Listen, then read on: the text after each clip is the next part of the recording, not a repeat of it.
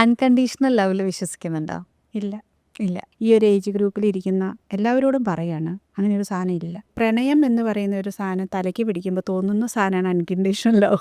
ഇപ്പം നിങ്ങളൊരു 1,00,000 പേരെ എടുത്താൽ 2 പേർക്കായിരിക്കും അത് പറ്റുക.